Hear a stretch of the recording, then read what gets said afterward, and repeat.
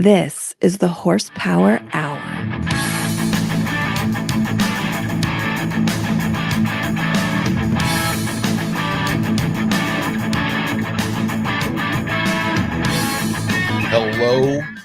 Hello, and thank you for joining in with the Horsepower Hour once again. The only podcast with a salvage title, everybody. I want you to know that and understand it because we've gone through a few iterations here. You know, truly, like we have wrecked this podcast and we have brought it back from the brink. Ain't that right, Coy? This podcast is straight off the frame straightener right now. It's got a little bondo, but you know, we're working it out. Don't get a magnet over here. I'll tell you where the dents are. Coy, how you doing, buddy? I'm doing great, man. How about you though? How's Florida treating you? Florida's treating me well. Unfortunately, my body isn't. Do you recall here about a year and a half ago, I had surgery on my foot to correct my big toe that had been broken too many times? Yeah. I'm now going to do that same thing with the left. Oh, cool. Yeah, went to a podiatrics, whatever you call it, a podiatric surgeon today, and he's like, "Yeah, your S is effed, and we're gonna have to go in there and like fix the bone. They're gonna have to clip some out. I'm probably gonna be in a boot for 4 weeks, but you know, hey, just gives me more time for the pod, right?" That's one way you could look at it. Yes, that is definitely a way to look at it. But no, everything's fine here. You know, the weather's been amazing, obviously. You know, making some friends, meeting some new neighbors. We just got some new neighbors that moved in.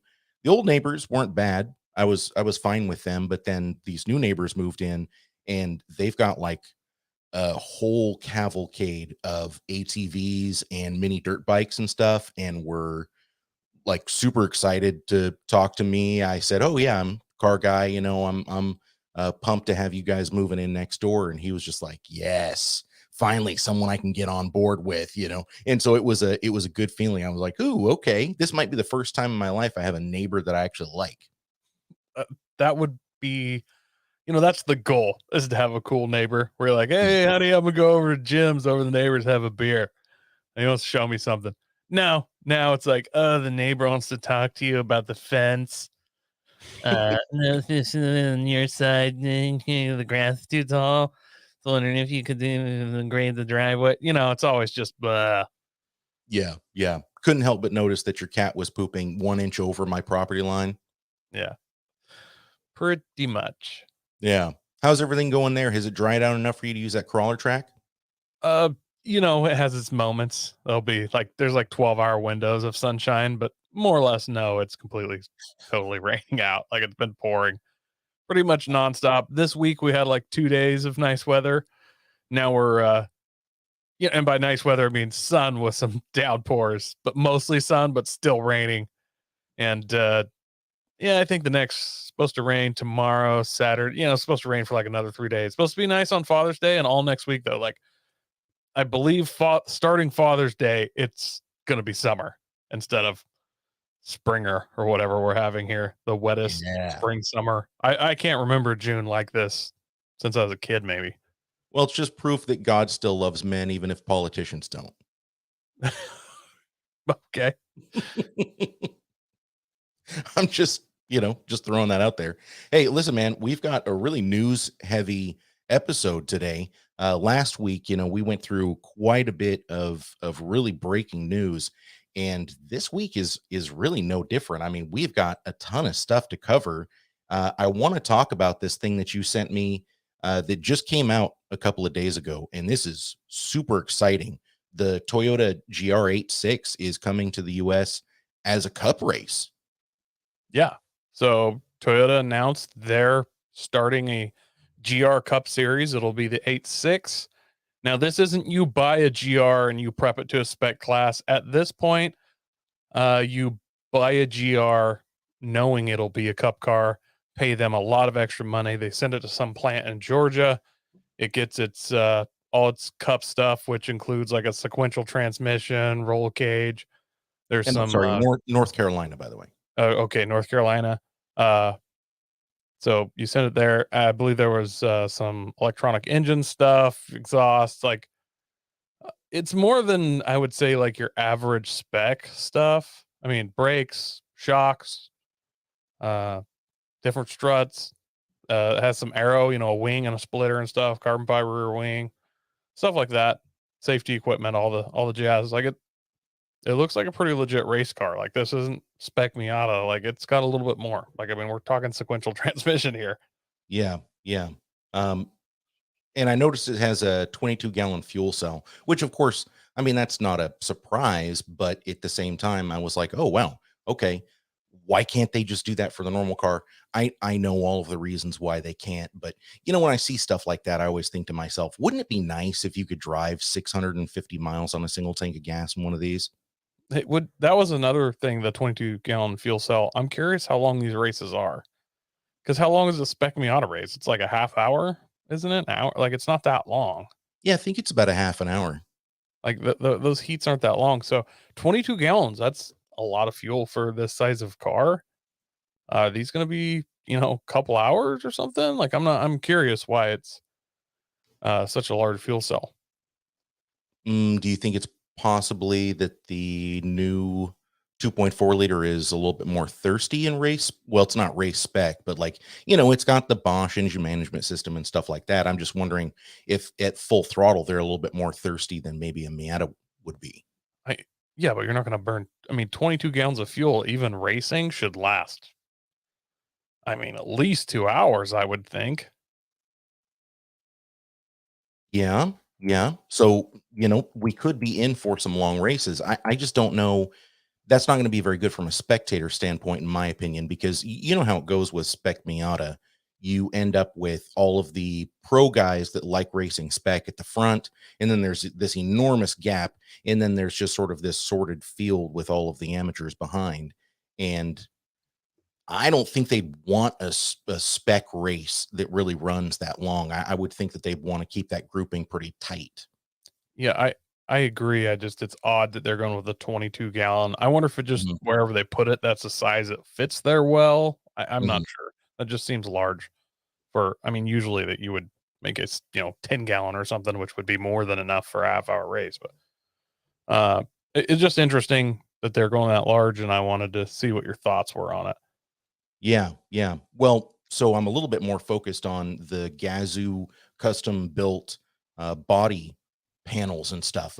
I'm wondering if those are going to come out as like a separate package that you can get for the GR86 because Gazoo Racing has a front splitter for it, a vented hood, carbon fiber rear wing, some other things. There's nothing done with the body lines, but it looks really really good. I like that front splitter a lot, and because it's a factory component, the splitter and the wing, I mean, it's not factory; it's from Gazoo, but Gazoo is the performance division of Toyota, and so I would think that there's a lot of engineering going into these, and I would love to see these available to the open market. Yeah, I mean, I got a feeling that this is all going to cost a lot of money to get a cup car, but the adding the other stuff. I mean, maybe Toyota does offer it, by itself, but this all seems like pretty serious racing stuff. I'm assuming that's like a $2,000 wing. It's not going to be Mhm. cheap, and I have a hard time thinking that Toyota would offer it like as just you know, not factory option, but like a Gazoo racing option. But man, I've been wrong lots of times, and I kind of hope I am. Like, it'd be sweet if they do. Don't forget the lengths that people will go to for the gram. Well, not only this is actually in total $1 million purse. Like Mhm. they're Toyota, and they haven't said really who all the series partners are. I mean, I'm assuming it's going to be Castrol or Mobile One, bunch of big names that are getting in here. At this point, I haven't been able to find who all is sponsoring it. Uh, but overall, the races there'll be $1 million in total purse. And I can't remember. They're only selling it's like 50 of these, so I need to I need to see the number here. Let's find that Yeah. because it is a fairly limited uh a race. Like I mean, if you want to get into this, especially for this year, how many are they making? And I know it said somewhere here. Well, they Either way. note in the article that Toyota is coming out with a GR86 special edition that does have a few of these modifications to it, and they're Yeah. limiting that to 860 units. Okay.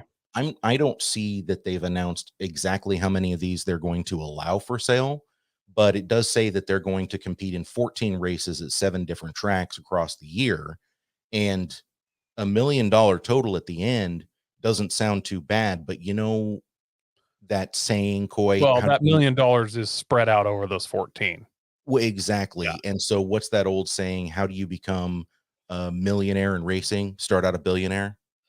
Oh, no, I totally agree you're not gonna make money at this, Right. especially if you could bring your own GR and they had a spec that you could build it to, you might be able to do something, but having to buy it from them, that obviously is gonna be cheaper than, a GT Porsche or something if you're one of those guys, but, like, it's gotta be if it wasn't just double the price of a new, uh,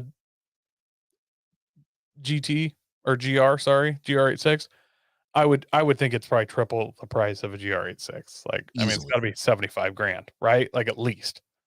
Honestly, I would expect 100,000 just simply because these are, body in white, hand built, all of the race car shit, even though they're a cup car.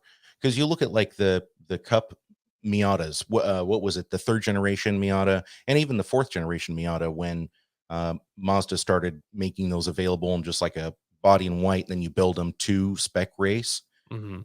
They were not cheap. I think they were 70,000. So I feel like these are going to be a little bit more expensive just because of the supply shortages and the cost of everything going up. You told me something really interesting though, that Toyota, hot on the heels of the news earlier in the year, that Toyota was really keeping everything performance minded while the BRZ model was going a little softer for the daily drivers that don't want to slide every corner, right? Yeah. Yeah, they're I mean, they're near identical, but they're not identical. They have different headlights and different bumpers and whatnot. They got their own little unique looks that's wildly similar, but yet it is different. But it And turns out there and are sorry, some suspension difference. just to interrupt you real quick, from the front, I prefer the Toyota. I do too. I do too. I really prefer the Toyota. It's got kind of a old super-esque back end look to it from the side, and man, I mean, come on, you know who I am. I can't Mhm. deny that little whale tail look. Even the wheel archers are a little bit wider, a little bit fatter than the BRZ. So there's a lot of indicators here that Toyota's trying to go a little bit more performance minded. But anyways, sorry, I interrupted you. Oh no, so there was a test, obviously. Motor was it Motor Trend? Yep. Yeah, Motor Trend took these out on their test track and tested BRZ in a GR86, or sorry, not a GR one, but just an 86. Head to head, and there are some suspension differences. The Subaru has a little bit different, sorry, anti-sway bars, and it also had they stiffened up the front suspension and made it a touch softer in the rear, which to me immediately says they're trying to bring that back end a little more under control. Just from my experience, when you start, softening the rear sway bar and suspension and stiffening the front, you're trying to keep keep that back end a little more planted, and probably going to sacrifice that with a touch of understeer, but it's not going to step out on you as aggressively or as quickly. There'll be less of a nice knife edge there. You know what's funny is Motor Trend in their article here, they actually say it's had the opposite effect from Subaru.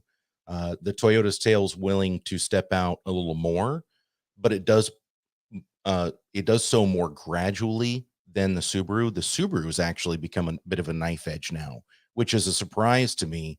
It sounds like whatever they were trying to go for with the drivability, trying to make it a little bit more user friendly, I guess is the word you're looking for, a little bit more comfortable. That's what it seems like they were trying to do with this, but Well, if you might have the read a opposite little bit effect. more, the Subaru, it takes a little bit more to get it to come out. Once it's Oh, I out, see. it's harder to control it.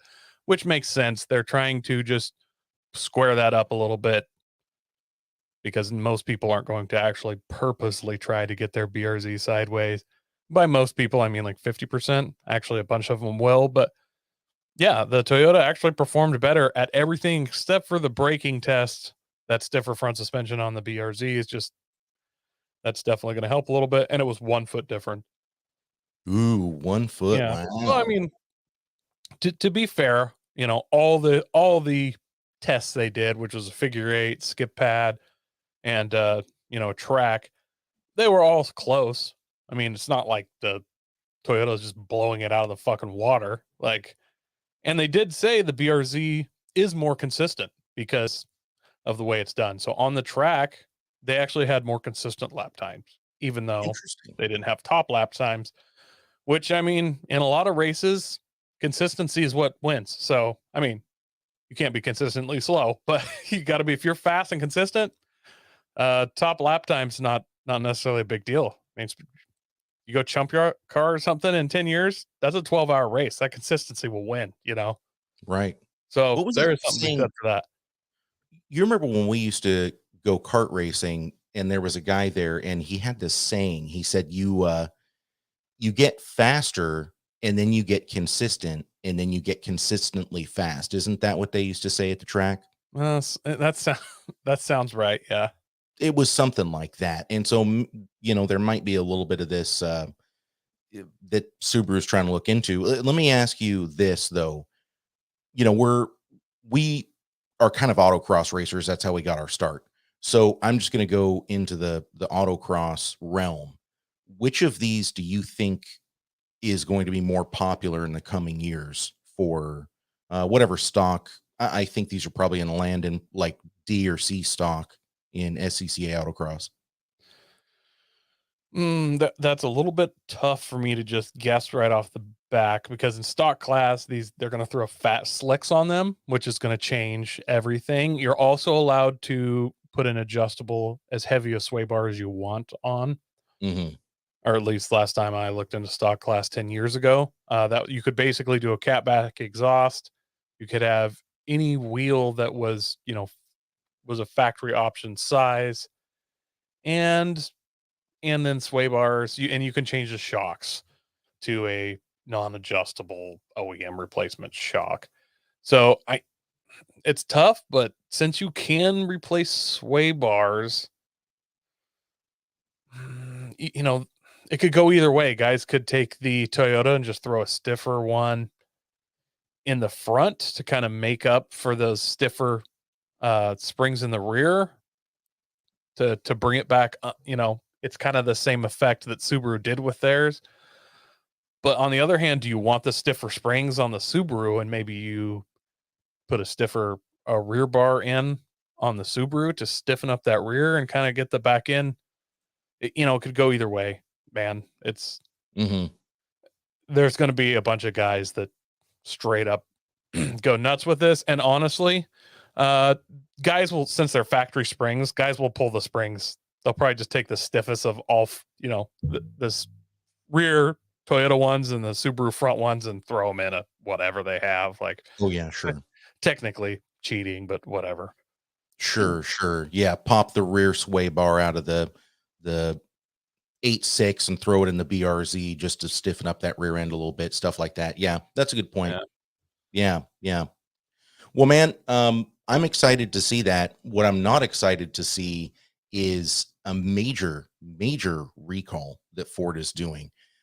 Let's go ahead and get into this. This is just from a couple of days ago, bro.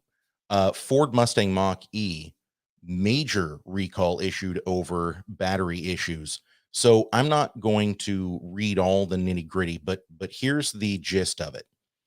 You need a 12-volt battery as well as the 480 volt or 600 volt or whatever the batteries are in that particular system of the vehicle. Like to drive the motors, you still need a 12-volt battery because that runs all of your accessories, the door locks, stuff like that. That's the only way that they can really make these cars economical, is to just use existing components from production vehicles and then have your drive batteries. And it's a good plan too to have that redundancy. Have a regular automotive car battery, something that's tried and true that we've had around for a long time. And that way, if anything happens, you can still at least operate your stuff. Well, unfortunately, the Mach E is having a problem with their 12-volt batteries. What essentially is happening is under fast charge, quick charge, and then strangely under hard acceleration. I don't know what that has to do with it, but that's the official release from Ford. It burns out the connectors going to the 12-volt battery. And so it's no longer charging when you plug the vehicle in. And when that 12-volt battery dies, all of the systems shut down. And it doesn't matter where you are or where you're driving or how fast you're going, blah, blah, blah. The entire car just dies. So Ford has officially put not a stop sale. That's not what they're calling it. They're just asking dealers to hold on new sales. Hint, hint, wink, wink, Coy. Yeah. Yeah. We're not officially doing a stop sale, but don't sell these for a little bit. Yeah, yeah. I'm not telling you that you can't sell them. I'm just saying they're not Yeah, going to be available for a little while. we're gonna recall those, so don't sell them yet. Like, let us fix the recall and then you can sell it, I think's what's going on. But how Here's cool would it be if they just ditched the 12-volt system and just ran with whatever was in the 480 or whatever electric car, whatever voltage it is, we just run everything off that voltage. Have like one of these pressure sensitive window switches with speed controller heat sinks. You could roll that thing up and down, like cut somebody's arm off. Just wham, but make it so you could ease into it like an RC car or something. yeah, yeah. You're going to have people out there living in bad neighborhoods sharpening the tops of their windows. Yeah. You kick on the heat or the AC, the fan, it's literally like standing in front of a leaf blower. Just your cheeks are being flung back. It feels like you have no roof on the car because you got a 40-mile-an-hour wind in there from the fan motors, stuff like that. Your seat heat. Can you imagine a 480-volt heat seater? Could literally just be like, wow, my seat is so cold. 2 seconds later, you're like, holy shit, this thing's hot. Cooking my Yeah. ass. Cook some eggs on that seat. I'm just saying, maybe somebody should look into this. Could be a lot of fun. Yeah, that's a good point. That's a really good point. Jake Your Jaden's in the phone's comments. charged. He says, what was the huge last recall with them? The Focus head gasket. I think it was actually the Ford F-150 locking system. I think that was a huge recall for them, but not quite as impactful as this one, if I'm being totally honest. So, Coy, we talked about this before the show.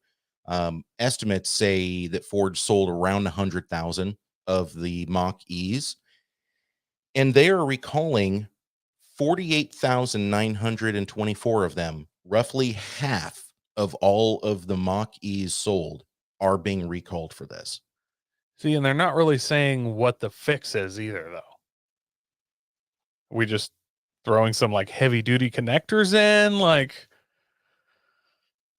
I'm assuming this is a substantial fix. Like, it's not just, this isn't just put a tape on the. Yeah, I don't know.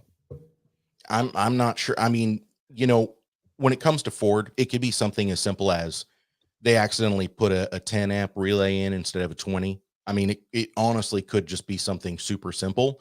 It also could be a major design flaw that they didn't realize was going to come back to haunt them. So at this point, I think it's really kind of up in the air. There is good news for Ford on this front because the Ford CFO says inflation has erased Mustang Mach E profits. It's not hurting the demand for the new electric vehicles, but they are officially making negative money on every Mach E they sell. Well, that's the thing that sucks about this for Ford, because Ford's going to they're going to eat this recall. Ford was never going to make a lot of money on these anyways, but now they're basically losing money to sell these. But even though they've been selling at much higher marked up prices, Ford's still selling those at the same amount. Like, Ford's not making the extra, markup price. That's the dealers. So Right. the dealer's going to mark the shit up out of these things. Then there's going to be a huge recall, and the dealer just sits on the extra 10 grand or whatever he sold it over for. And here's the craziest thing, dude. The majority of these Mustang Mach E's, believe it or not, have been sold in Washington, D.C. I, don't know why. Like, you'd expect them all to be driving Teslas, but for some reason, that's the best selling arena for these cars. Almost like people in DC are starting to not like Elon Musk and are like boycotting Tesla. Almost feels that way. It's weird. It almost feels that way, doesn't it? That's a really, really good point. That's a really good point. I found this article from the Washington Free Beacon, and I thought you would find this interesting because just a real quick little snippet in here. The Mach-E has a starting price of $43,895. Although most new models for sale in Washington, D.C. area are listed in the $60,000 to $80,000 price range. I went ahead and opened up Kelly Blue Book search, and it's true, bro. Look at this, 87.5. Here's a Mustang Mach-E. Ooh, that's not a bad markup. It's only $10,000 at 55,709. This is crazy price gouging. And going back to last week's show, we talked about this. Dealerships, there's multiple manufacturers saying, hey, dealerships, you have to stop doing this. Like, I understand you're not getting very many cars in. I understand that there's a shortage on this stuff and you're trying to make a little money, but this is getting out of hand. Like, there's a line between we're keeping the doors open and we're just wholesale butt sexing our customers. And honestly, are they really getting that many less cars in, or is just the demand for cars higher so they can charge more? I mean, I kind of get it. It's like, hey, we're producing half the cars we were, but I don't think Ford is producing half the cars they were. There's just a big demand for cars right now, and so everybody, like, you know what I mean? Yeah. So they just charge to even it out. I'm going to be totally honest. If you're a car salesman or dealer, I do want to have you come on the show because I do want to get your take on this, but I've been hesitant to ask any of the local dealers to come on and talk about what's going on with the car market and these markups, because it's just getting out of hand. And Jay Fenning invited me on the Hard Parking podcast last week. We did a quick little segment talking about this, and I even told him, and I told you last week, there's a reason why we call them stealerships. There's been very little confidence in dealerships for a very long time. I mean, I feel like even when I was a kid, my parents would talk about, ugh, we got to go to the dealership and they're going to try to rake us over the coals. Like, confidence has been very low for dealerships for a long, long time. And I don't know, this feels like an inevitability what Ford's doing with the online sales. Oh, I fully support it. Like, the used car market is what it is, but the new stuff, like, dude, it's going to be like iPhones. Like, the new cars come out, this how many are available. Get in line and order one, and you'll get your new one when you get it. Like, you can't, you have to set a price and then stick to it. You can't just rape people because there's less. Like, cars aren't like gold, the gold standard. Like, you can't just keep moving it around. Yeah. You remember when Rivian tried to do that? Yeah, they didn't like, and at least Rivian's I understood a little bit. Like, I kind of get it. They did it to a bunch of pre-orders, but I get it. If prices go up on raw material and you got to raise your price, that's what you got to do. You can't do that if you pre-order, you pre-sold it to someone, then you can't say, hey, I got to raise the price now. That's fucked. Like, that's why you got it at pre-order prices, because you pre-ordered. It makes me wonder how many pre-orders are still out there for the Mustang Mach-E, because if they're already announcing that they're making zero money on these, it makes me wonder, like, how many more units they're going to have to sell at that price before they can jack the price up. Because again, 43 some odd is the starting MSRP for those. So, what do you think we're going to see them go up to? I mean, obviously we have no idea how much it actually costs to make those cars, but we could possibly see like a $7,000, $10,000 increase on those once they get the recall figured out. I don't think Ford's gonna lose money. Like, they word it. Yeah, Ford's not directly probably making much money on that car. I doubt they ever plan to. It's their basically first electric vehicle that they pushed. Yeah. They got to just get as many units out there. God knows how many carbon credits that's getting them, and as many big giant trucks as they sell and stuff that's eating their carbon credits. That's many less carbon credits they got to buy from somebody else. I bet if you looked at it grand scheme company wide, I bet Ford's making a killing on these just in the carbon credit stuff. Oh, I'm 100% sure you're right. But the fact that they came out publicly and said, we're not making money on these, that I feel like that puts them in a position where they can increase the price. Well, and it makes them seem like heroes, like Yeah. they're playing 3D chess, so Yeah. Yeah. They're playing that. They're playing 4D checkers, son. yeah. Jake says, can we have a public hanging? Yes, please. Yes, please. Yes, please. If you've ever been screwed over on a used or new car by a dealership, you just go ahead and point them out and we'll construct a gallows. Yeah, pretty much. It's sad. Should we do a gallows or a guillotine? I mean, guillotine, that's a mess, bro. Gallows, there's almost no cleanup, They shit their pants, but they still got their pants on, so it's not a big deal. Yeah, just hose it down. Yeah. Ooh, just like the mask mandate, we're going to have a diaper mandate for everyone that needs to go to the gallows. That's good. On the other hand, could we get one of the recalled Mach E's and just set up that 480 volt system to like an electric chair? You know what I mean? Like we go full circle with this. Yeah. And actually that's real too, because people have died from touching the connectors the wrong way, and like Teslas and stuff, opening the batteries up and stuff. As a matter of fact, Tesla had to run the power cables along the A-pillar, and they actually have a note in the manual, or I even think there's maybe something on the door that says like cut here in case of emergency, and it's the place where firefighters can take the jaws of life and cut and not electrocute themselves when they're trying to remove power from the batteries. Crazy. That is I had no idea. Because when you were saying that, I was about to say, what if they get in a wreck and you got to cut the roof off? Yeah, that's nuts, man. Yeah. Wow, but good pull, Imhoff. I don't know how much it's going to make a difference if you're in a wreck, because if those batteries rupture, as we've already discovered, they burn for weeks. Yeah. Tomato. It's all fine. Yeah. Hey, speaking of being burnt out, man, I'm sorry. I have to throw in one last news article because I thought this was hilarious, but also kind of sad. Coming from the Daily Wire, bus driver charged after blacking out behind wheel says he didn't know he was eating marijuana-infused gummies. We've all been there. You live in Oregon.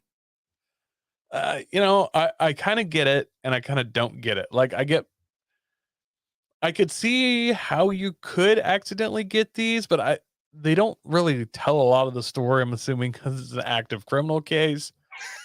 It doesn't make, because I'm like, hey, you're a bus driver. Are you really going to sit there and just power down like a bucket of marijuana gummies to the point where you pass the fuck out? Do you know how much THC you have to ingest to pass out? You know what I'm saying? Like, that's a lot. Like, could you imagine being a bus driver and purposely doing that? It's hard for me to think that you would. On the other hand, like, if I'm at the store and I'm buying gummy bears and he's like, that's $17 or $43 for my bag of gummies instead of 67 cents, I will have questions. So I don't know if this was this dude's wife's gummy bear stash and he grabbed it and took it to work. So I've got a couple of things I want to infer. So Darwin Bonk says, you're telling me he couldn't taste the weed. I just want to, this is a thought exercise. Okay. So he was driving a bus from a Connecticut casino.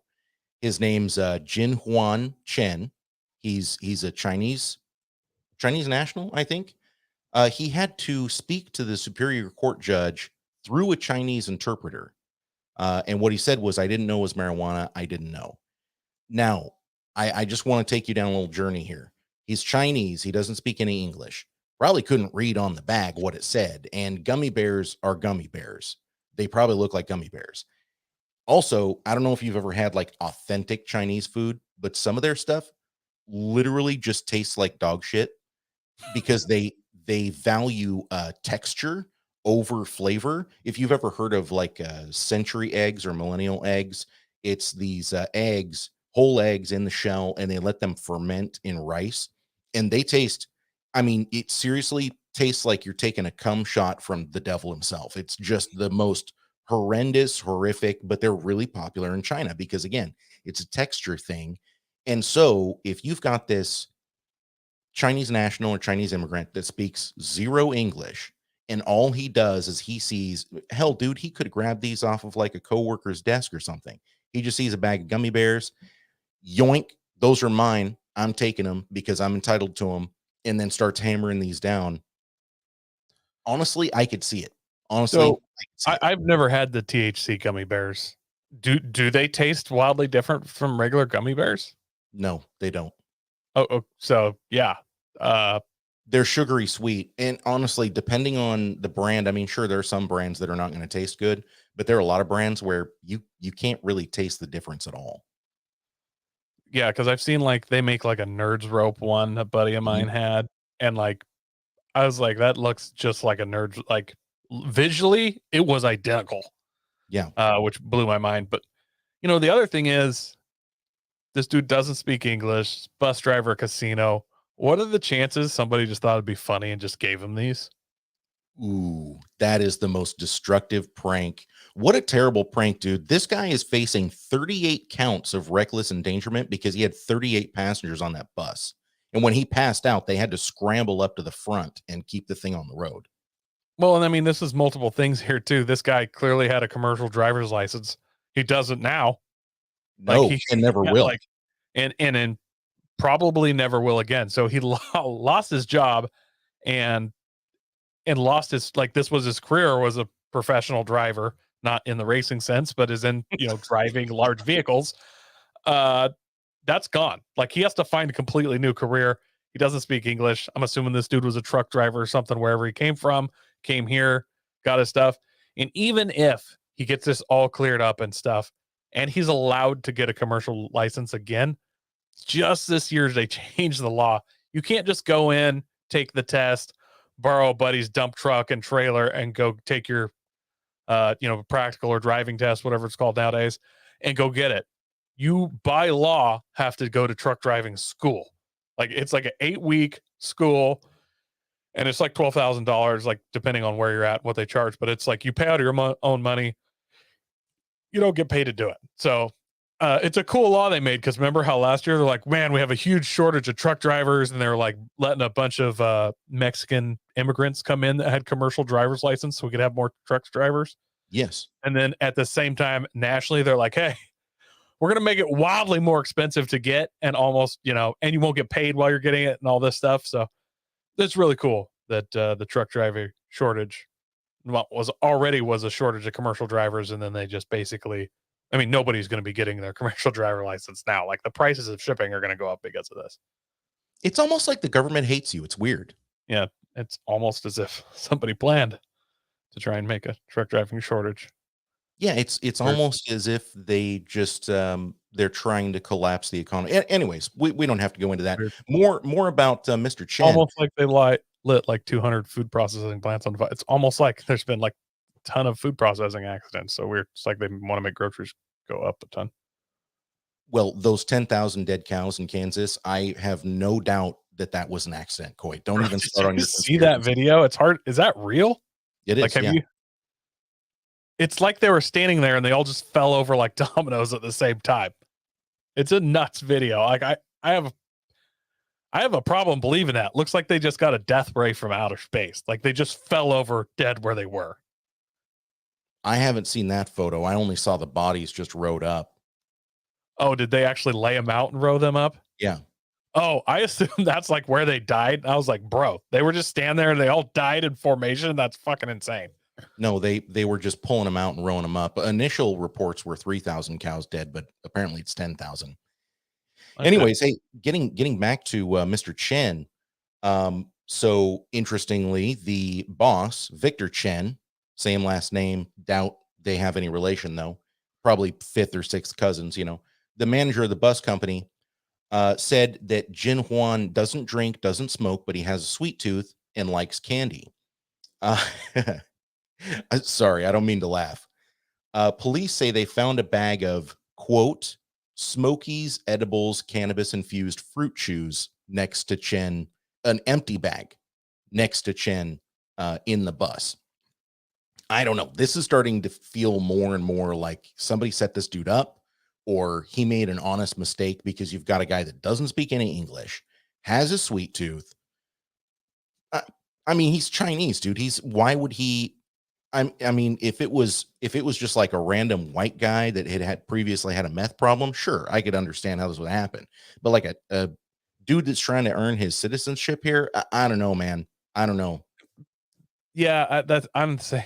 I read this and it smells of a setup or a wild event, wild chain of events for this to just happen perfectly. Because this dude's clearly never been high. Otherwise, he'd be like, "Wow, I'm getting really high." Like, you know what I mean? Like, Mhm.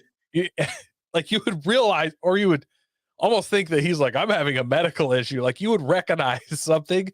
So this dude doesn't ever put his body in an altered state by drinking or smoking or whatever. Like, he's not into that, and must have just been like, "Man, I'm getting really sleepy. I better eat some more of these gummy bears. So I pop myself." Like, I don't know what was happening, but God, I just, it feels like somebody gave him these as a joke, doesn't it? Like, It feels that way. And Darwin Bonk says, "Wonder how many milligrams is in that package." I would bet you $1 that it was like 100 milligrams. I mean, I don't know how many milligrams do you have to eat of THC before you straight pass out? Well, I know that 10 milligrams for me will make me high for 12 hours and completely like non-functional. I would probably consider myself a lightweight. We should have gotten Justin Bustle on here, because he used to have a really high tolerance for it. It doesn't do it anymore. But yeah, I think 100 milligrams. I think you could almost consider that a medical emergency if a person just had never had experienced it before, and all of a sudden it just hit them all at once. Like, and there's the work ethic of the Chinese culture and stuff like that. Like, I'm sure he was doing everything he could to not try to call in sick. I'm sure if it was you or I, like, once we realized something was happening, before we even started peeking on this shit, we would be like, something's real wrong here, right? If somebody had spiked our gummy bears or something like that. But with him, I could totally see, he's working this job. He doesn't want to call in sick. He doesn't want to do anything that could compromise his position there. And so he was just trying to push through it. But Or hear me out here. The boss had the same last name, Chen, right? yeah, Now, I mean, obviously Chen is the Smith of Chinese names, and maybe even something stronger than that. But if the boss was related, and the boss had these on his desk or something in the room, and this guy was related to the boss, and he rolled in, there was a fat package of gummy bears there, and he didn't speak English, and imagine that dude's your cousin, you're going to feel zero about stealing the boss's gummy bears that you're related to. In fact, you'll snicker as you do it. And if you see him, you're just be like, "Hey, bro, yeah, remember those gummy bears that were on your desk yesterday? I stole them. They were delicious, by the way." Like, you would throw it in his face. Now, if you couldn't read and that package you stole and then were aggressively eating to like screw with your boss slash brother-in-law, or, however he's related, if that bag was THC, the boss can't be like, "Bro, those were mine." Like, he can't tell. He puts you in a weird spot where he's like, "Yeah, I don't know how he got these."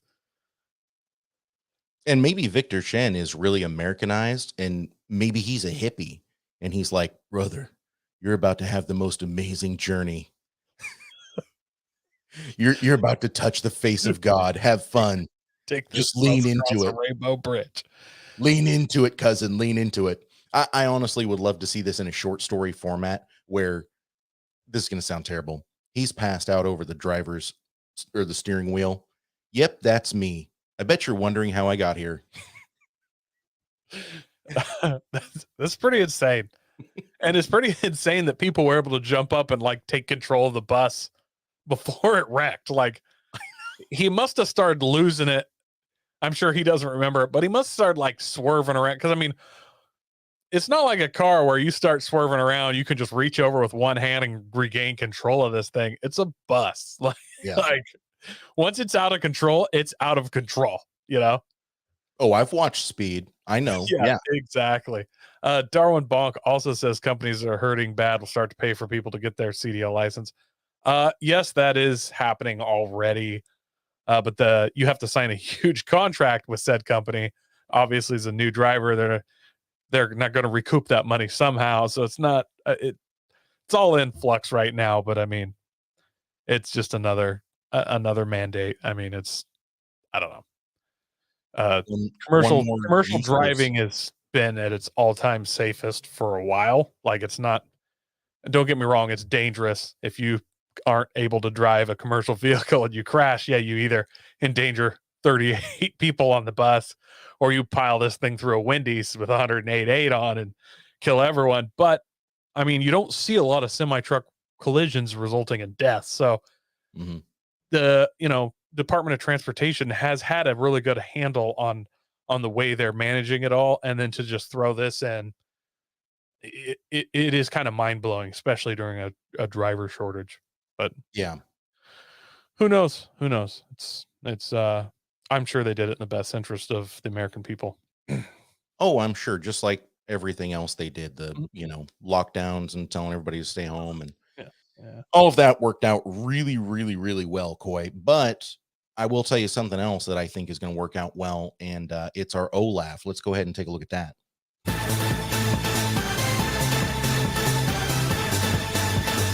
Overland is fucked!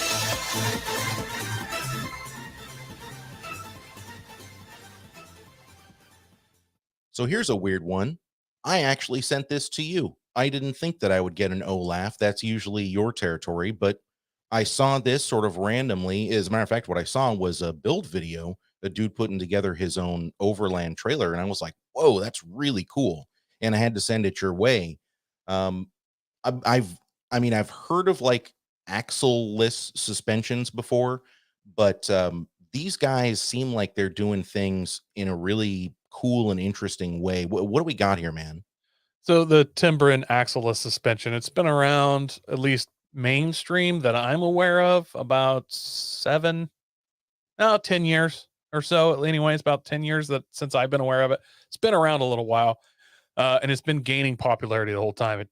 It took people a while to trust it, honestly. I mean, the Mm-hmm. leaf spring is it's centuries old technology now, right?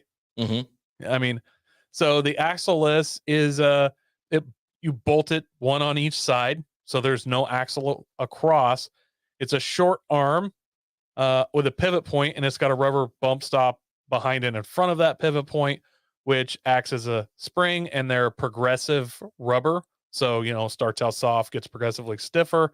So it dampens it. It also is its own dampener. It's not just a spring. And then Oh, off and that, I'm sorry to interrupt, Coy. Darwin Bonk in the comments says he just looked up the Smokies gummies. It's a package of 10 milligrams each, so it was 100 milligrams that he took. bro, just why?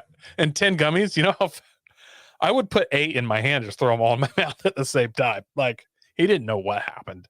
No, he has no clue. The dude's going to jail for like 20 years, and he's not going to have a clue how he got there. Anyway, sorry. Back to the axleless suspension. That blows my mind, bro. Can you imagine you just eat 10 gummy bears and then you go to jail? Like I've ate packages of gummy bears. I've actually like ate so many gummy bears I yelled "Don't judge me" at people around me. Like, gummy worms, don't even get me started on those fucking salty sour worm things. Bro, I have fucking destroyed boatloads of those. Secretly, I'm hoping that the first person to come to visit him in prison is Victor Chen, and the first thing he says to him is, "Bet you're not glad you slept with my wife now, huh?" It makes me wonder if it was something like that, man. Like, because I mean, what I don't know what a package of these Smokies, 10 Smoky gummy bears cost, but it can't be cheap. Well, it's not going to be that expensive either. I mean, weeds everywhere. It was probably $20. Yeah, but I mean, if you walked into a store buying regular gummy bears, would you be like, "Oh, here's a package, 10 for 20?" Like, no, you like for $20, I should get 6 pounds of gummy But bears. again, that just reinforces your whole thing of, I don't think he was the one that bought him. I think he snuck him off of somebody's desk and had no clue what he was doing. Something either, yeah. some of these stories we'll never know the end to, but I really wish I could do. I want to call this guy, be like, all right, I need to know a little more about this. Yeah, seriously. And I want to know what white boy was working there that had the gummies. That's like shit. Yeah, Shit. show me the white guy that has a beanie on, and I'll tell you where he got them from. Oh, you know what? I just realized something. He's working at a casino. I can almost guarantee you he went into the casino, like into the kitchen, but into the back of the kitchen. And we all know how chefs roll. I mean, you've met my chef buddy Kevin before. Yeah, I guarantee he went in there to just grab himself something quick to eat, saw those gummy bears laying on like a table, and swiped them and took off. very well, but it's also a casino. Some drunk dude could have crawled on that bus and be like, bruh, want some gummy bears? And just handed them to him. Like, it That's could the have, point. there's so many ways this could have happened. I need to know more. This Anyways, is literally a dumb ways to die. back to overlanding, which is actually closer to getting high than you think. Yeah, there's a lot more of these 10 milligram gummies in these trailers than you would think. Yeah, Hey, so and notice they call this a jounce spring. They don't call yes. it a bump stop. It's the rubber bushing that they have in here for the suspension actually has progressive spring rates. And you can get different inserts depending on how heavy of a trailer you want to put together, which is pretty cool. Yeah, and also the climate that you'll be running it in, because obviously in ultra cold temperatures, these will run stiffer. And if you're driving down a bumpy road, that rubber will warm up and stuff. Anyways, off that cantilever is a axle stub shaft, basically. So you just have a little swing arm suspension on each side of your trailer. So insane ground clearance on these. There's literally 4 parts. You have the top piece, the cantilever, and the jounce spring, the bolt, and then the actual axle stub. So there's actually less parts really than a regular axle. You can get these with electric brakes and everything as well. And airbags too, which is very cool. Yeah, they're super slick setups. What caused them to not take off is kind of take some time to gain traction. I think they are a little pricier than a standard leaf spring setup. There was nothing wrong with the leaf spring setup really, because nobody really has that big of a ground clearance problem with their off-road trailers. But and people were just worried about reliability, but they've proven themselves super reliable. I mean, I've seen a few failures here and there, but I mean, honestly, I think they're as reliable, if not more reliable than a leaf spring setup. Mhm. Definitely more reliable than a torsion setup. Well, and they have kind of like an internal, not internal. They have a inherent dampening system. Like with leaf springs, you have an almost immediate bounce back, and with these jounce springs, or even better, like the airbags, I would assume that this would give you a much smoother ride going down the highway or going down a trail, something like that. Because I mean, look, of course, we've both had leaf sprung trailers, and when they're empty, they bounce all over the place. When they're loaded, they're not quite so bad, but you still have kind of that inherent. There's no dampers there; it's just a spring. And with these, they inherently are a little bit dampened. You're They're right. dampened, and it's a progressive rubber compound. So I Mhm. mean, theoretically, within a certain range, it doesn't matter what load you do or don't have.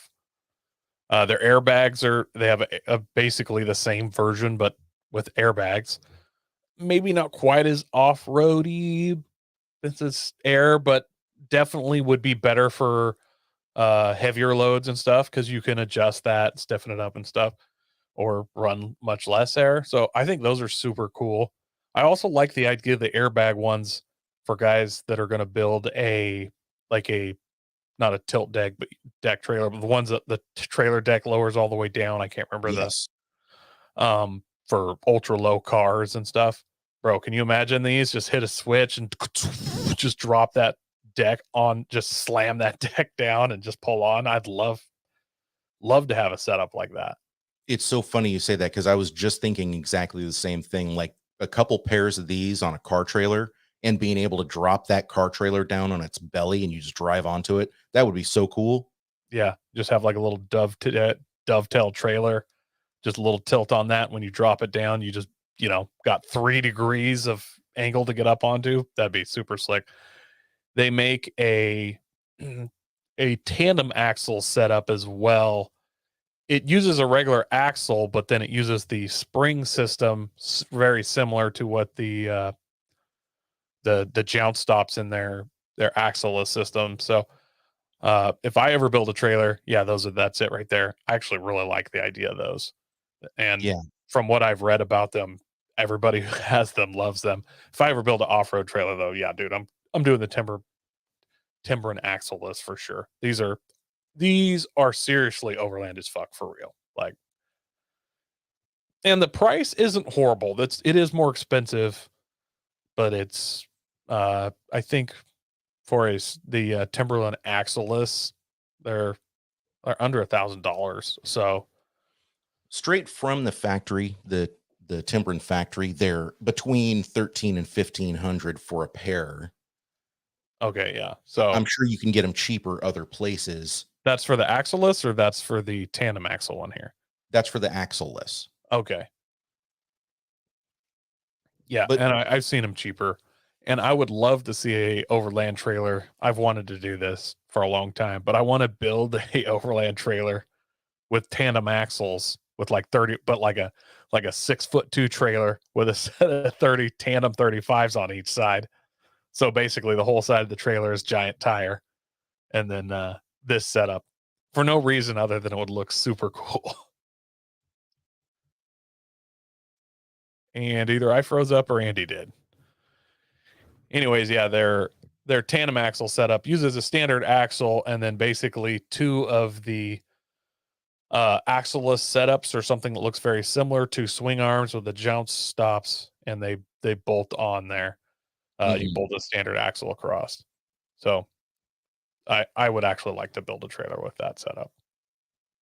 so I we sold a trailer recently, and was planning. I got a trailer, sold a couple small off-road type trailers, got a very large, I guess you call it a landscape trailer, big enough to haul a car on, but had like 4-foot sides. It was a 20-foot box on it. Big trailer.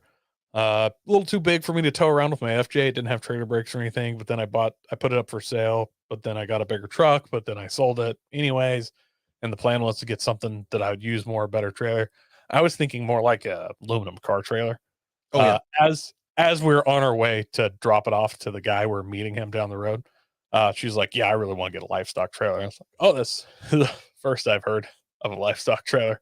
As I'm selling it, but I mean, I was fully planning on getting a car trailer when you said something we'd use more, because I don't haul livestock ever, but so we'll see how that goes.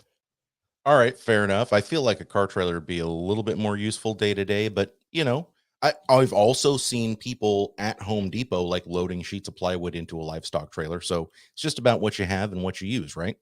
Yeah, I just really like a car trailer that way if I want to like go down to Medford to the fall or spring enduro or something, I could tow the car down there. When I go to Moab, I just assume tow my FJ there. It's fully capable of driving there and wildly reliable. But if you do have problems in Moab and need a tow home, it's a lot cheaper to just put it on the trailer you bought than actually, find something to tow it home with or have it towed. Also, there's that little thing we like to call forced upgrades. And if you have a trailer, it could justify you doing some modifications that maybe you've been holding off on doing because they're not strictly the best thing for the road. I'm just throwing that out there.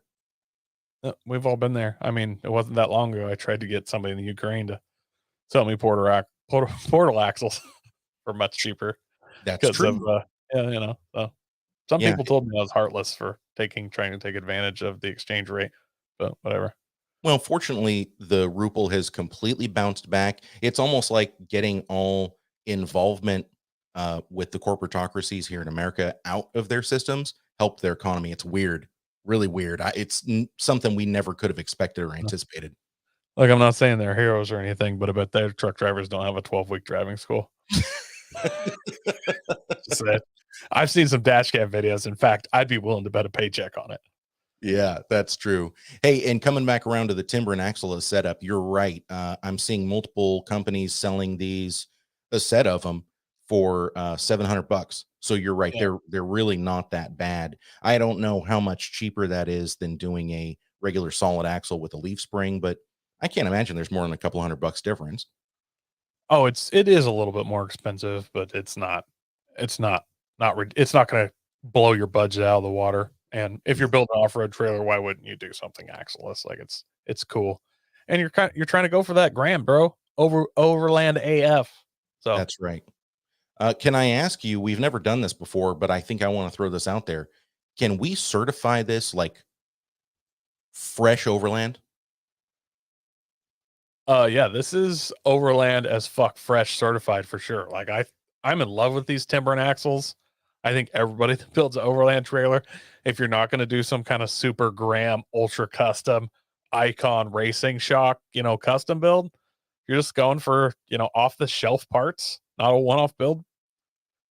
Everybody should be using these Timbrens, in my opinion. Like they're the way to go. You heard Simple, it here, easy, folks. effective, Mhm. beautiful. Certified OLAF. That's what I'm looking for.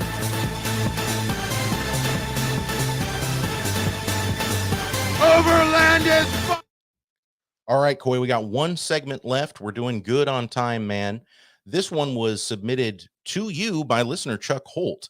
And Yes. we love, love, love, love getting listener submissions. You know that, and I know that. And I hope you guys out there know that too. So we do want to thank Chuck for sending this our way. This is our Smoking Dealer Smoking a Doob.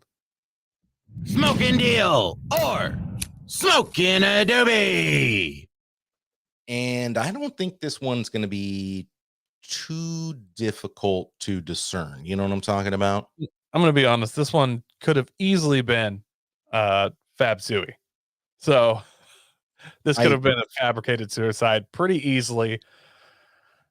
But we decided to deal doob it. I mean, this one could go either way. We like to do a deal doob, so we're doing a deal doob, bro. Would you like me to read the seller description here? Yeah, you go for it. I started this a lot longer than I care to admit.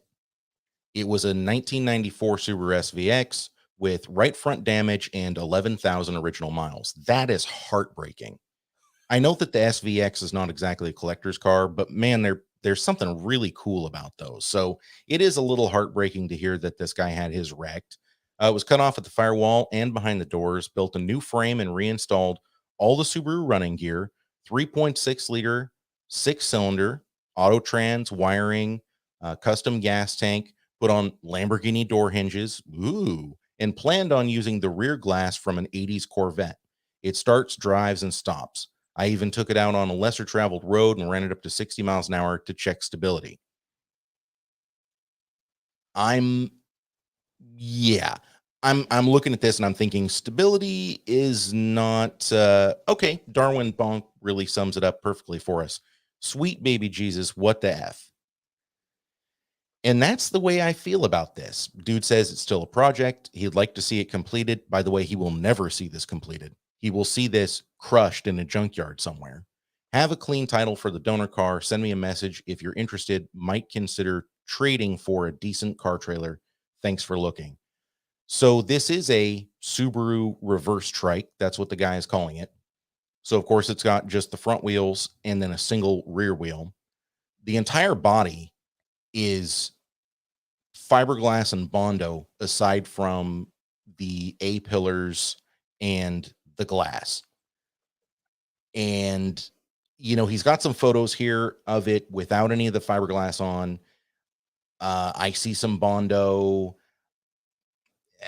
I I can't even tell if the rear tire has a brake on it or not. Honestly, guys, you have to get up and click on the link and see a picture of this because it is hard to describe. Wouldn't you say? Like Nearly indescribable. nearly indescribable. I like that it still has the sunroof T-top stuff. Like nice touch leaving that there. There's a part of me that hopes like I want to get this and just do It's not really a cookie, but there's only one tire on the rear. I should be able to just crank it full lock and floor and basically get this thing to rotate like a top. I got to be honest with you, Coy. I think it's front wheel drive only now. I Well, don't think. No, I get that part, but with one tire in the rear, even front wheel drive, I should still be able to get that back end to just follow the front hard. Yeah, yeah, true. And I mean, I do see like spindle hardware and stuff, and so maybe I shouldn't say that there's no rear brake on it. I can't see a caliper through the wheel spokes, and that bothers me. That concerns me. Just imagine how many less McDonald's trays you'd have to steal with something like this. Ooh, that's a good point. You steal two and you double your fun. Yeah, that's what I'm saying. I see some plywood in the back for structural rigidity, which is good. He thought that part out. It's got room for a spare, which is now underneath of the plywood, so I'm not real sure how you're going to get it out. Here's a photo of it with the doors open. The doors are uneven. Nice. Looks minty fresh. And if we're being totally honest, the price of this does not, we got to get into the price. He's asking $7,000 for this. Yeah. So what do I say to that? So $7,000. I'm not sure I would look at a Subaru SVX like a tasty stock one. That's what I'm saying. Before this got wrecked, when it was an 11,000 mile Subaru SVX, I'm assuming that's about what it would have been worth. A prime example, right? Like I haven't Subaru collector. I haven't gone looking at SVXs. Well, to be honest, ever. I haven't actually looked up to see what their prices run, but I do come across them every once in a while. And Darwin Bonk says apparently he ate a whole bag of gummies too. Every day for years, clearly. Oh, Darwin, that's a good one. Nice. That was nice. There were I did see a manual swapped SVX one time. I don't remember how it was done or something. It was wildly complicated because sadly, Subaru's first sports car only came in automatic, which was probably one of the killers of this car. And those hideous side windows, they tried to go with like this Le Mans race look where it had like a window in the window, but it was tragically ugly. But Yeah, I mean, talked about this before, the 90s, especially the early 90s for Japanese automakers, they were in this boom. By 1994, they had actually gone through their own financial crisis. They were deep in the depths of despair. Mazda, the Mazda AutoZam AZ1 is kind of a prime example of that. They didn't make as many of them as they had projected to because the financial crash was happening right around that time. And Subaru, I think they started making the SVX in 92 or 93, if I remember correctly. And so that didn't help them either. They were trying to make this radical new sports car. It was an automatic. I mean, that doesn't help, but I don't know quite how much it hurt because they're making a grand touring car kind of a thing. But that financial crisis that swept through Japan really killed off a lot of these cars. And overall, unfortunately, you have to classify the SVX as kind of a failure. Not kind of. I mean, it really was a failure. It was a flop. I wish it hadn't been because they're a cool car. But let's see here. By 1993, weren't they already doing turbo WRXs by 1993? Well, not in America. They weren't. No, but in Japan.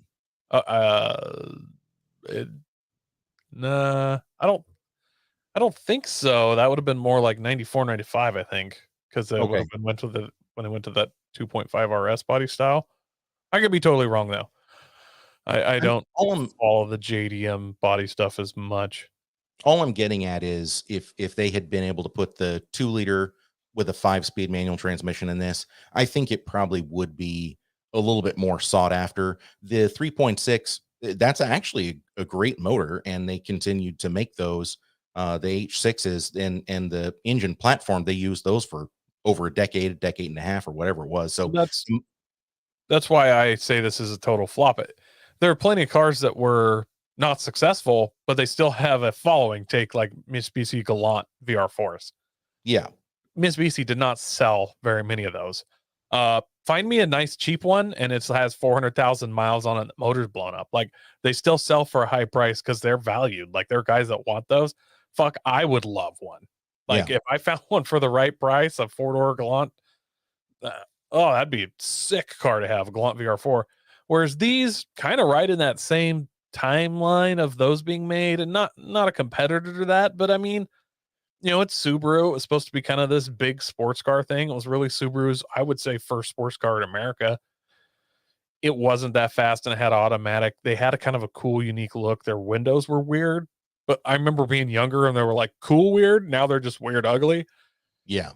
But if this thing had a turbocharged, if this was in any way fast and came in a manual, or even had a manual option, I should say, there would be dudes that would fully be into these and they'd have a following still and they'd be worth something, but they're not worth anything. Isuzu Impulse RS is a perfect example of that. I mean, that's not a particularly fast car, but they're manual, they're turbo, they're tiny, and suspension by Lotus. Right. Yeah, no. So I mean, I think we can certify these. Speaking of certifications, this was a flop in America for sure. But then to take a car that's already a flop and really probably, if he's being true about 11,000 original miles and it's not supposed to be 111 or something like that, you know, then this perhaps could be worth that 6, 7, 8,000. I don't know, to a collector. If it was totally stock, unmolested, non-wrecked, yes, maybe Right. it could have got up in that 7 to 10. And the seats weren't cracked and the dashboard wasn't faded and blah blah blah blah blah, all the other stuff. But it could have. Yeah. But now for him to ask 7,000 for this is obviously, it's not just a doob. I mean, this dude is straight up smoking meth and clearly was smoking meth when he built the thing. Well, I shouldn't say that. Actually, as ugly and ridiculous and just all around dumb as this is, there actually is quite a bit of, like, dare I say, quality craftsmanship, Coy. I won't say quality craftsmanship, but somebody was skilled at doing this. Like, I couldn't recreate this with my skill level of fiberglass work and stuff. Like, first of all, he fabbed up some kind of one-wheel suspension under there, which, you know, I don't know if it's going to snap off on the first sharp corner, but it appears to be holding up at least for him to roll it around, which that says something. He's got what appears to be Corvette. I think he said it was Corvette glass rear window, and then fabbed this entire from the doors back thing, the Lamborghini doors. It's just fiberglass work all over. Like, there is a definite amount of skill, and it looks the same on both sides. It's the other thing. Like, and it's fiberglass. It's not spray foam somebody sanded. Like, there is a decent amount of skill that went into this. Now, artistic value, no, there was not very much of that. Yeah, no. You can be a skilled painter, but if all you paint is just Camrys, beige Camrys, yeah, you're not going to sell those. Yeah. So I mean, this is obviously a doob, which is why Chuck sent it to us, because it's funny. But now we need to break it down and say just exactly how much of a doob is this thing.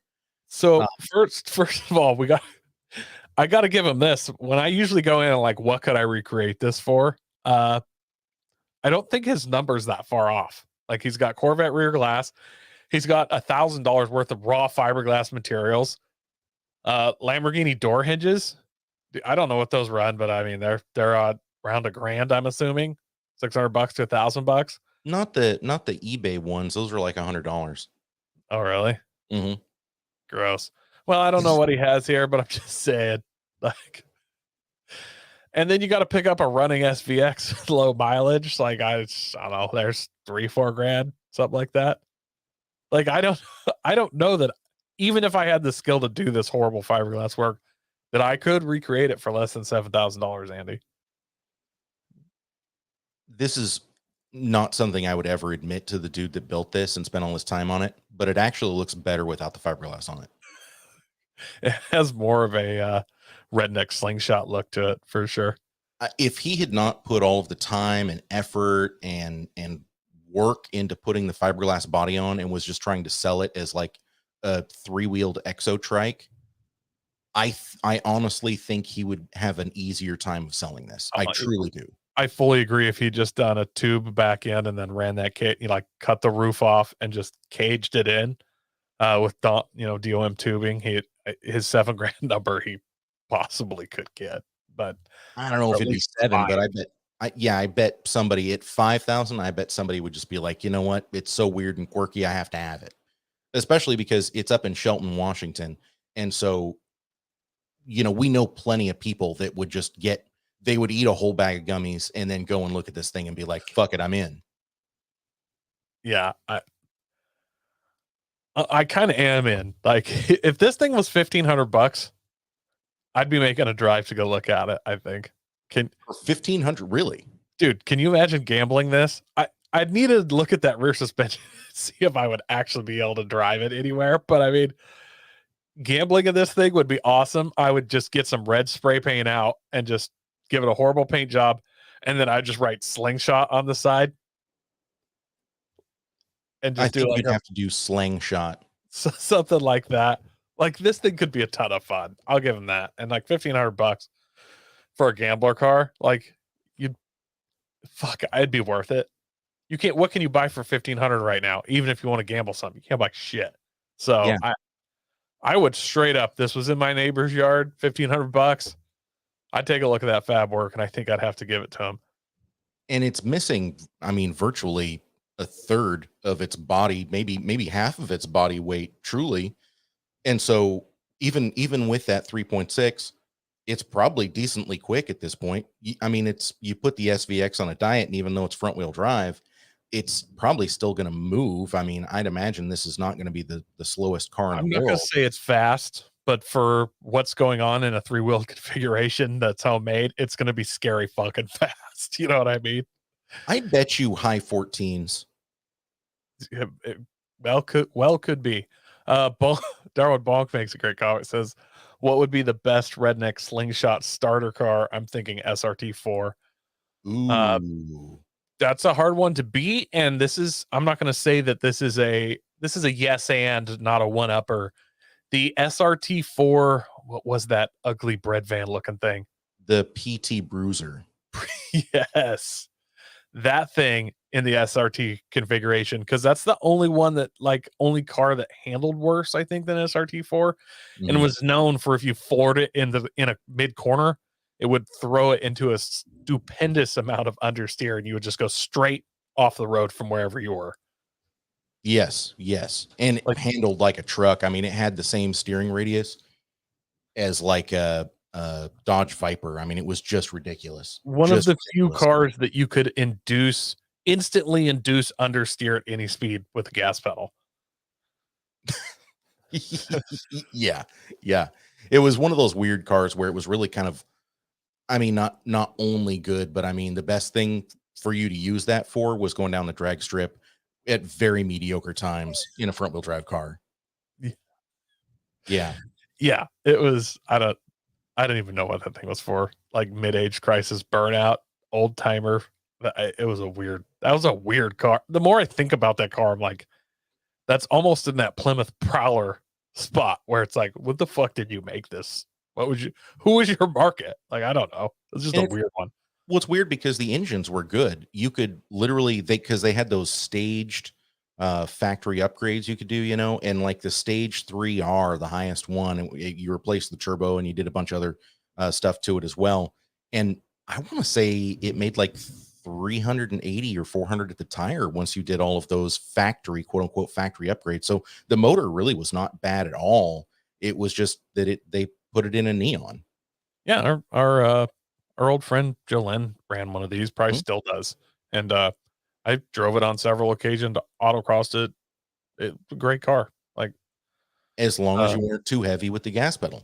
Yeah, and you had to drive it like a robot. Like, it didn't handle horrible, but it wasn't real good. But you had lots of power, so you get in that corner, get turned and pointed straight again as fast as you could, and floor it. Turn every corner into a square.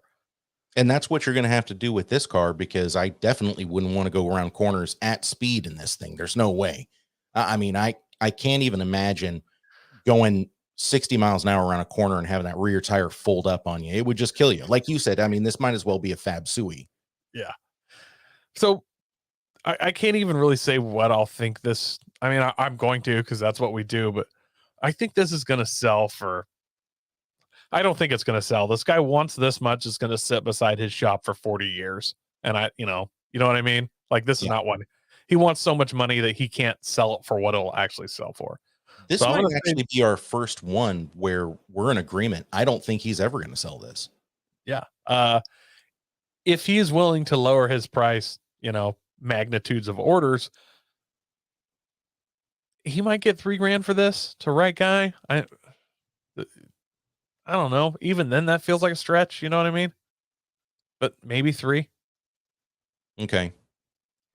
I'm going to say 2,200. That you think that's the max that he could get? Yeah. I think if it said 25, I think we would put it in more of like a soft deal territory. I think somebody pay him a 2,200 for it. My personal number, we keep doing this, but it's because we keep getting these pieces of crap on here. Hopefully next week I'm scoping out a deal dupe that actually is a real fence sitter. Like, it's terrible, but it's also priced right. So we'll get into that next week. And but this is another one of those ones where if it's 4 digits, I am not interested. 1 penny over and you're out. I'm sorry. Like, yeah, I probably would go $900 on this because, like you said, it would be an absolute riot. You'd turn some heads. It might even be fun to like do a series of videos. We could put some nitrous on it. I wouldn't go through all the fabrication work to try to put a turbo on it because there's no space in the engine room. Engine compartment. But as if a car like this really needs the turbo in the engine compartment, Andy. Come on. Well, you know what? That's actually a really good point. I mean, the turbo literally could just be poking out the back of this thing easily. Or front or hood. Doesn't really matter. I got a hole roof. saw. We put it wherever we want. Yeah. Keep the windows rolled up. You'll be fine. You like that turbo noise, put it in the cabin. And he is in Washington. You might need that extra heat. It's dual purpose. Exactly.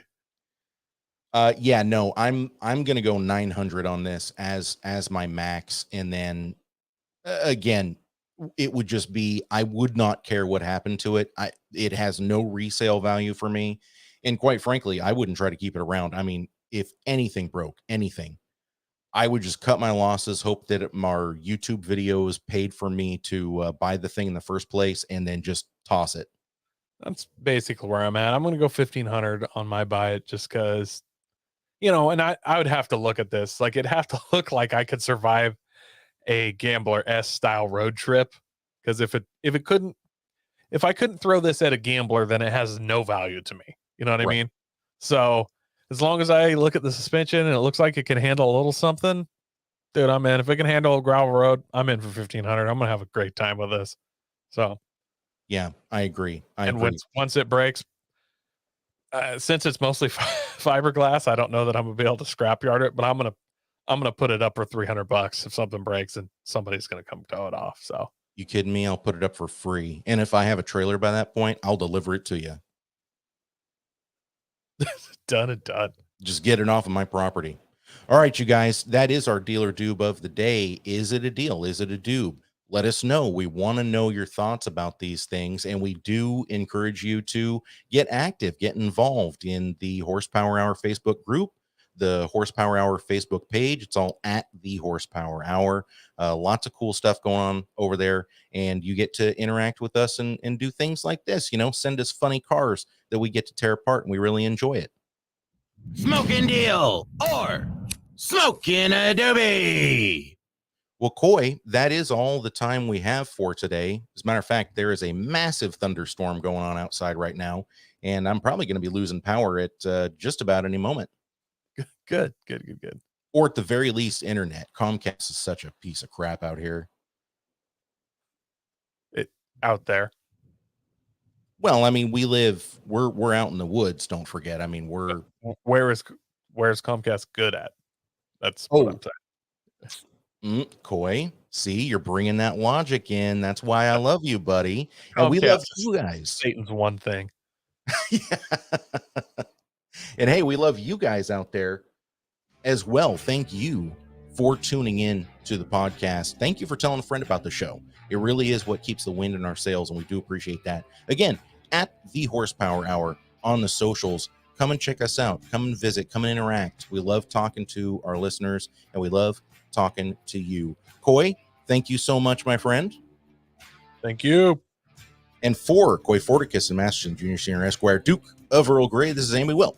See you next time.